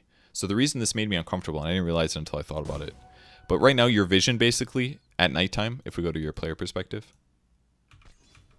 it's basically you can't see anything past this level. And as soon as these creeps die, your level is going to go down to like here. See how that changed? So now if somebody ganks you, they can get all the way to here before you see them coming. So as a result, you should always stand about like, I don't know, like this far, this distance here. You want to stand about that far behind your creeps at least. Okay. That way their ability to run up and cast spells on you is more difficult. Like if this Bloodseeker was 6, for example, he could rupture you from right here easily, and you would basically be dead. This sniper could attack you if he had a ward on the high ground. Easily. But he didn't because he's bad, so it's fine. But There's like lots of little things like that that you're making mistakes on. You have a skill point that you haven't used, so that could have been a level 3 Dragon Slave. Yeah, I remember that. I'm always worried about Pudge, even if he's Pudge. not in the game. That makes sense. Yeah, he's pretty annoying to play against sometimes, for sure. You're standing in his shrapnel pretty routinely here. You use the nuke, so he's going to be able to deny all this. If he was good, he would deny every single one of these creeps. But instead, he's focused on his. Like, if you let him shrapnel your creep wave, you could just attack the creeps and pull them into your tower and then last hit them, for example. But instead, you're basically nuking right away, getting them low, and you're trading. But the problem is you're not trading well, because you're actually last hitting much better than he is. But you're not being very effective with your last hits. Okay, you got your bottle coming, which is great. Looks like you're late though. You've had about 300 gold enough. You've had more than enough gold in the meantime. Yep, perfect. Get the range creep. All right. I mean, you're not that bad at last hitting, honestly. All right. Yeah, as soon as you focusing on that. All right, cool. You check for a rune. I don't think you saw it, unfortunately. Yeah, that was pretty bad. All right, that was a pretty good Dragon Slave. I like that. Now you're checking bot rune to see if it's there, I think.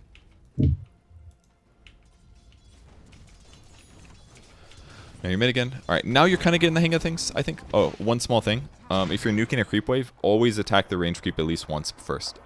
Generally, a level 4 nuke will be one auto attack, one attack, and one nuke. But if it's a level 3, usually it's 2 attacks and 1 nuke. So if you want to nuke a wave like that, here's a really easy way to guarantee 2 last hits. Basically, if you have enough mana, you can guarantee 2 last hits with every single creep wave, no matter what. And the easiest way is, let's look at how these creeps meet. This is like a really important principle. When creeps meet, there's going to be one guy in the front, and he's going to take most of the damage because that's who everybody attacks first.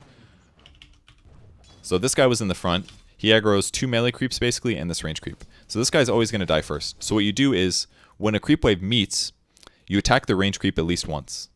In your case, you do it twice because your Dragon Slave's level 3. If you attack this range creep twice, and then you wait until this creep in the front gets below your nuked HP, which is 235, you guarantee 2 last hits. Like right now. Okay, it's below 220. Let's imagine you attack this range creep twice. If you nuke right now, 2 guarantee last hits. It's done. And he can't stop you. Because he might try to start denying this melee creep, but he has to attack it like 4 times to deny it. So if a creep wave meets, you attack the range creep twice, you use 1 nuke, guaranteed 2 out of the 4 last hits. Instantly, you've gotten 50% of the gold. And all you have to do is remember to attack the range creep, and you have to have enough mana to use the spell. That's it. So yeah, for the range creep has the most gold, right? It has the most gold and it gives the most experience. I don't remember what the numbers are exactly right now, but it's more about the reliability of how much gold you get. It's because if you try to last hit every single creep, you're going to miss some of them. I mean, I probably miss at least 10 to 20% of, maybe like 10% of creeps. I miss the last hit on them, especially in laning stage. Sometimes it's worse. But if I tell you to use this spell and you know that you have, like, let's count the time. All right, we're at 1 time speed, okay? I'll just count the seconds. We're at 56. 7, 8, 9. You had 3 whole seconds to cast Dragon Slave there and not miss the last hit. If you tried to auto attack last hit that, I would say your chance to last hit is maybe, I don't know, 60%, 70%. But if you use a spell, it's guaranteed. Like, you can't miss that, basically. Like, I guarantee if you go into a game right now and you do this trick, once you hit like level 6, level 7 on a mid hero that has a nuke, you are going to get like buttloads more last hits every game. It's going to like completely change how the game feels for you because you're going to have way more items than normal. So these are like the things that you need to fix. If you fix these like gold income and laning things, it's going to completely change how games feel because you're going to have so many more items that you're going to always be stronger than your opponents. And every fight that you have with them is going to be easier and they're going to turn out in your favor more often. So all you have to do is change how reliably you get the gold. So this trick right here, if you're playing mid, even if you're playing safe lane, even if you're late game, it doesn't matter. Same thing. Attack the range creep. Wait until the creep being attacked is low enough that your nuke will kill it, and then nuke. And then like 50% of all creeps, you 100% get. You get them easily. And let's say you miss one of the last 2 creeps, that's fine. That would basically mean that on average, you're going to get 3 out of 4 of every single creep for the rest of your Dota life with a nuke, which is huge. That's so much, right? And I can deny more. Yeah, and then you can deny more too. Like here, you're gambling a last hit, missed it, too late. Here, you're gambling a last hit, you got that one. So you got maybe 2 out of 4 of those creeps because you used 1 nuke to kill 1 creep. And then you tried to attack the other 3 and you missed 2, but you got the last one. So you got 2 out of 4. But you could add 2 out of 4 right at the start. And all you had to do was attack the range creep twice. So if you go mid on Lena, you rush bottle, you get boots afterwards, then you buy arcane boots, and you go mid and do these practices, you're going to instantly, like pretty much immediately be getting 50 last hits at 10 minutes. Same thing, creep wave comes. Dude. Looks like you're shopping here. All right, you messed up here too. You used your mango, I assume. That you should have saved that for a wand. Well, when I shop, I like run back behind the tower because I know I'm not going to be able to look at my hero. I see. So I'm kind of a slow shopper. That makes sense. Let me look back to see what the speed you did this was. All right, so you leveled up Dragon Slave. All right, here's your first mistake. You're moving the map to click on this guy. There's two ways to solve this. Number one is you set a hotkey, and I really recommend you set a hotkey. You need to set a hotkey for the shop, and you need to set a hotkey for, here's the hotkey, open shop. This is in hotkeys, and then down here you click advanced. There's a hotkey for a shop. I put it on tilde, which is next to my one key because I want to open it fast. And I also have a hotkey for scoreboard, I believe, which is maybe up here. Yeah, scoreboard. I put it on caps lock, which gives me caps lock problems. But that way, if I want to open the scoreboard, if I want to see what level people are, I can instantly press. Say like, oh, they're level 6, or oh, X happened. And then I have tilde for my shop hotkey. So that's your easiest solution. I recommend doing that. But before you move your map and click here, you could also click right here. And this will also open the shop. Which is better? Where are you clicking? This little gold, where your gold is, right here. This little rectangle. Oh, okay. So instead of moving your mouse here, clicking here, and then clicking here, that's 2 precision clicks and a lot of mouse movement. You can keep your camera right here, and you can go shop, and then you can find boots, and you can hold shift and press this, and queue it up. And I could do that without moving my camera. I need to key that stuff up too. I need to learn that. But yeah, hotkeys are a huge advantage. So that would save you time, and this is why you're running back to the tower, is because you're scared, basically, because your camera's not there. But if you keep your camera there, you won't feel... Yeah, exactly. So you'll be more able... The faster you shop, like you guarantee... You lost the last hit right there because you shop slow. So if you just fix that problem a little bit, it's a big difference. You missed a bunch of last hits. That was, again, another opportunity to get like a double wave. Also, if you kill the creep wave faster, you have more time to shop. It's like, again, Dota principle. The faster you do stuff, the more time you have to do other things. So even if you keep shopping slow, as long as you get efficient at killing creep waves, it's fine. Like, if I wanted to shop, for example... What I would have done here, if I wanted to buy arcane boots, is I would run the courier. I would click on my courier hotkey. Again, I also have that hotkeyed. It's my mouse. Here it is. Select courier. I have one of my mouse buttons. I would click the courier. I would right click it here because I know that's where the shop is. Or I'd press the shop hotkey, which I think is one of his hotkeys. Yeah, right here. There's a hotkey for this as well. Secret shop. Boom. Click your courier button. Click your secret shop hotkey button. He goes there. And then I would go up to the creep wave thinking like, oh, I want to queue up arcane boots so it's faster when the courier gets there. I would attack the range creep twice. Attack once, attack twice. Boom, Dragon Slave this wave. Sniper takes harass, I get 2 last hits. Then I would auto attack the remaining ones. Instead, you got 1 last hit and harass sniper. And then you're gambling on 2 last hits. You miss 1, you miss both. Boom, you got 1 out of 4 creeps. And that could have been 2 guaranteed with a chance at probably at least 1 more. 100 gold. Yeah, that's a ridiculous amount. 100 gold is so much. All right, here's your invis. All right, you forgot to use your last bottle charge before you bottled it. That's your first mistake. And now I'd like to point out, this sniper is bad. He has no stat items, so his raw HP is not higher. Like, he's limited to the HP he has from leveling up. You have more than enough damage to kill him, but your issue is mana. You also used your mango now, which is actually technically fine. Technically, you should have dropped your null talisman before you used the mango. You would have gotten a little bit more mana. But the important thing is that your mana is low. So if you would use your spells more efficiently, remember like the light strike array you cast that didn't matter, for example? Mm-hmm. That's 100 mana that you could have right now. You'd have 282 mana. And if you would use that bottle charge right there, before bottling this invis, you would have an extra 80 mana. Because every bottle charge right now will give you 80 mana. So you lost 80 mana from that. You lost 100 mana from the light strike array. So that's 180 mana. You'd have 360 right now, which would give you enough to do... You'd be very close to Dragon Slave Laguna Blade. So if you had not messed up that light strike array, and you had used that bottle charge, you could pop invis, 1 bottle charge right now, walk here, and do a Dragon Slave ulti and kill this guy. Like 100% dead. So yeah, I remember that. 2 small things that you did wrong, and you would instantly kill sniper right now. But instead, you're thinking, I don't really have enough mana. So I feel like if you're going to try this, what you're going to do is go for like a stun nuke. Keep in mind that after you use Invis, you can pop 1 bottle charge without interrupting the Invis, but only 1. So whenever you have an Invis, you always want to pop Invis and then instantly press it again to heal. And now you're going to go for a kill, but you just don't have the mana. And somebody stole your courier, so you don't have arcanes either.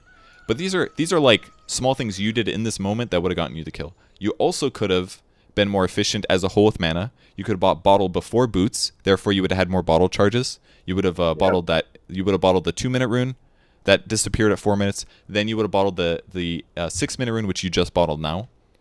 But that's instantly like 300 mana. Or you could have also flown out a clarity potion when your bottle came, knowing like, hey, my mana's kind of low. It's only 50 gold, but I know it can give me up to, like, if this clarity goes all the way, it's like 190 mana, I think. But it's also multiplied by how much int you have. So if you got a full clarity potion and this guy didn't attack you, that's like 380 mana. That would put you full as well. So there's all these little tiny things that you're not planning ahead for that would totally change the game if you just slightly plan ahead on them and know what's causing these issues to happen. I used to have this problem all the time playing mid. I'd be like, man, by the time I'm 7 or 6, I don't have enough mana to kill the guys with the skills that I know would kill them, so I'd have to like run back to base, then TP in, and then try to kill them. But that sucks, right? But if you just bring clarity potions, more efficient with your mana usage, get your bottle earlier so you can get more runes to bottle, instantly you hit 60 and this guy dies. Because he's a weak player, his hero movement speed is slow. I mean, yours is kind of slow too, but you could probably kill this guy. Like, you don't even need to stun him. You could, for example, if you're over here without an invis and you had enough mana, I would just walk across the river, stand on the high ground, and I would dragon slave him. Because it does 300 damage, and there's no way that he can deal that much to you. And if he's still there and he fights me, then I dragon slave ulti and he dies, and I don't even need an invis. Like, you tried to kill him here, didn't work out. And that was all your mana. But you should also realize Laguna Blade does 450 damage. If you do the math, he'll take 75% of that. And if he has over 400 HP, which I'm sure he did, you could just click on him and say he has 500 HP. Laguna Blade only does 450. There's no way he'll die. You would need to cast 2 spells. The only way you kill this guy is Light Strike Array into Dragon Slave, I think. Well, I'm just thinking about trying to get him lower, you know, just for next time. Okay. He has to go back and, you know. Yeah, I totally get that mentality. Like, oh, why don't just get him out of the lane? It's good, but it doesn't give you a huge edge. It's like a small edge, I would say. Him leaving the lane is not that big of a deal, because what's probably going to happen is he's going to walk to a shrine and heal and come back. So he's going to be out of the lane for like 45 seconds. And what do you do during that time period? You're going to get like 5 last hits, 6 last hits. Yeah. That's like... He kept doing that to me, though. He kept hitting me with his ulti. His ulti? Okay, but that's a 20-second cooldown. It does 320 magic damage, which is basically nothing. That's like 3 bottle charges max, and you have tangos. Like, that shouldn't even bother you, basically. Sniper's ulti is magic? Yes. It doesn't make sense because it's a gun, but shrapnel is magic, and sniper's assassinate is magic. His headshot does physical, though. But so it's not much. It doesn't. But it doesn't do much damage. So, like, you're getting outlaned because he's spamming assassinate, but you're not outlaning him because you're making mistakes, basically. And you're not giving yourself the ability to take advantage. Like I said, if you had 200 more mana, this guy dies because you would have ultied him and you would have dragon slaved him, and then he would have died. Yeah. And also, if you're gonna go for this bottle thing to try to initiate, let's look at the. See the range? If you had ult on, you could see where the tower range is and where you can stand. I would have stood right here. If I was going to do your plan, I would have stood right here. I would have casted Light Strike Array from Invis, and I instantly would have popped a bottle charge. That way, while you're going on him, you can get some bottle charges going. And I would have done Light Strike Array with Dragon Slave, and that would have done 390 damage. And then you would have had to attack him probably 5 or 6 times, so you probably went to kill them. But if you had your Arcane Boots or any of the other stuff, it would have been okay. So yeah, he's going to have to leave the base. But is this really going to cost him? In fact, he didn't even really leave. Like, you push the lane instantly, and now he doesn't have to leave. He still gets last hits. Like, he's fine. You ulting him there actually didn't do anything. If you sat back here and the creep wave stayed here, and you just last hit without nuking, then yes, he gets no last hits and no experience. But you push the wave, so it doesn't matter. And yes, he kept ulting you, and that's why you had to leave. But that's basically because, first of all, he's out of mana now, so he's done. He can't cast anymore. But if you would have just killed him, you would have gotten gold and levels. Like, if you kill this guy, you get 200, 250 gold. He loses 150 gold. I don't know what he's buying, but it's going to be something expensive. And you get like half a level, maybe a full level. And then maybe he comes back and you do that again. And then you buy another, then you buy like a Shadow Blade instantly. And then he's running around with like boots and stout shield and 1,500 gold in the bank because he's stupid and doesn't buy the right anything. And then you just keep killing him over and over again. Like, you could just ruin this guy's whole game. But because you didn't punish him, nothing really happened. I think I did coming up.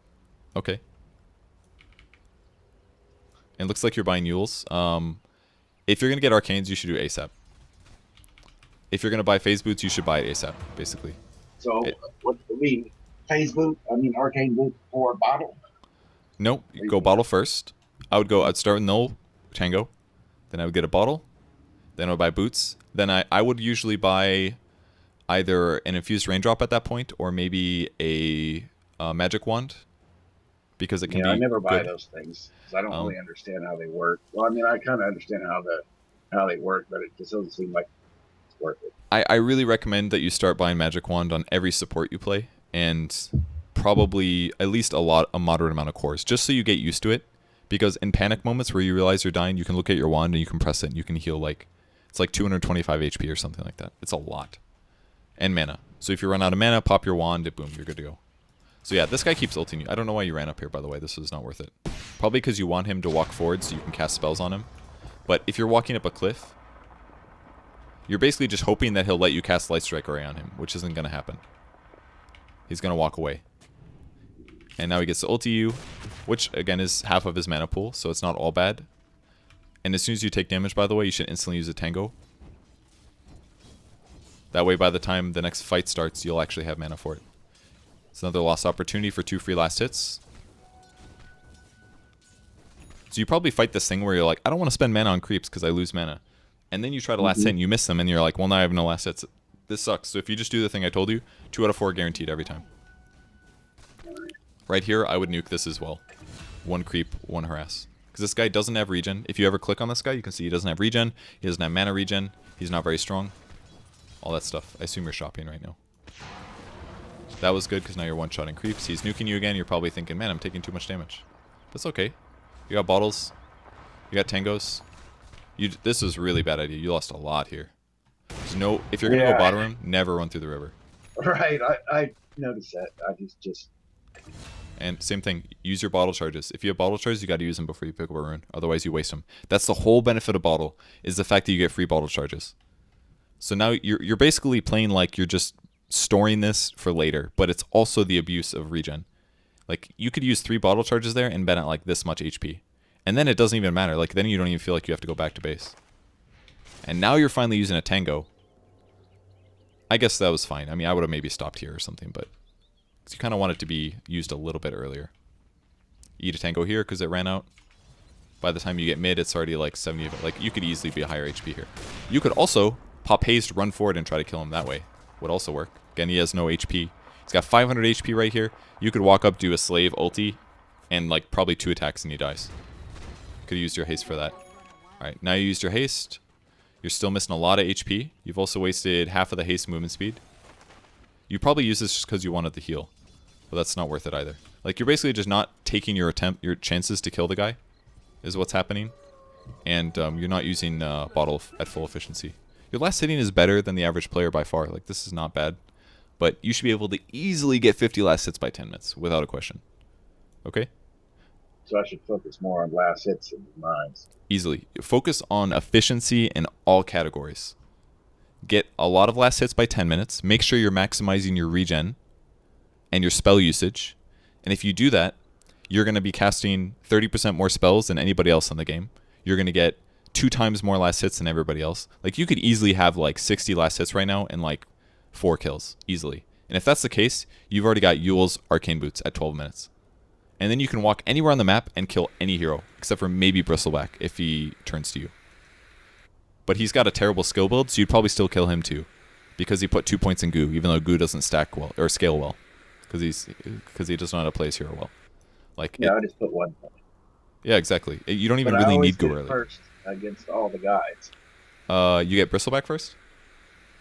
I get a goo first in case I need to gank a ruin guy. It's not worth it. It's better to go quills. Like goo, yes, you can slow somebody and lower their armor, but if you get quill spray, you can cast this about like, I don't know, 5 times or something before you run out of mana. And it deals 20 damage, then it deals 50 damage, then it deals 80 damage, then it deals 110 damage, and the last one would do, I don't know, it's probably like 110, 110. So you can basically kill somebody just by casting quills like 6 times in a row. All right. Well, and it's AoE. Yeah. Generally, most pro players don't get goo until like level 10. Yeah, I've noticed that. Because it's all about quill spray and bristleback, basically. Because if you try to slow chase somebody, if they just stun you, it's done anyways. Because then they run out of range of your next goo. So that's why most don't care about goo early game. It's generally not worth paying attention to. Okay? So, but really, most of your issues are just the speed at which you collect resources in the early game is too low. You're misusing you don't really know how to approach for a kill, is what seems clear from the sniper example. But you need to get an advantage, and then you need to learn how to take that advantage, is the problem with this game. Because you've bought much better items. Like, it's clear that you know Dota things. You know, like, generally what items you should buy. You're nailing that compared to the sniper. He doesn't know any of that. But lane-wise, you guys are pretty much the same. Like, how efficiently you get last hits. Obviously, your last hitting much better. But that's probably just because you leveled up, you got the right skill build, basically. Because if you did the same kind of skill build where you get mostly Fiery Soul, you also would last hit as badly as this guy. If you max Shrapnel, he gets guaranteed like as many last hits as you. That's the only thing separating you guys right now. Even though he has a stout shield on a range hero. Like, you just need to be more efficient and then make your kills happen. Like, for example, he has no wards right now. If I really want to kill this guy, and I know that I can kill him if I get a combo off, if I don't have an invis, sometimes I'll just like walk around and wait here until the next creep wave comes and meets here, and I just stand like right here at nighttime. And if he comes up and gets a last hit, I know that I can approach like this and then stun him and kill him, for example. That would be like a way to gank mid, or to get a kill mid. Because like walking across the river probably isn't going to work. But maybe it will because he's bad, you know? Maybe he doesn't pay attention. Yeah, it works. Walking across the river works. Yeah. Like, that's because he's bad, right? Yeah, exactly. It could have worked. You could have just popped the haste, ran up the hill, and probably just Dragon Slave and ultied him before he reacted in time. Easily. And then he'd be like, man, Lean is OP. That's bullshit. But really he doesn't have any items, you know? So you're just efficiency stuff. Use your bottle charges. Maybe fly out a Clarity Potion occasionally. Do the double nuke thing. Once you get to like level 5, level 7, you can do that reliably. And your last hits are going to go through the roof. And don't forget timers. Timers is, I think, the biggest thing you're missing. Yeah, that's my big thing, yeah. I need to learn the timers. Just, you got to look at the map more often, or look at the timer more often. Especially if you're support.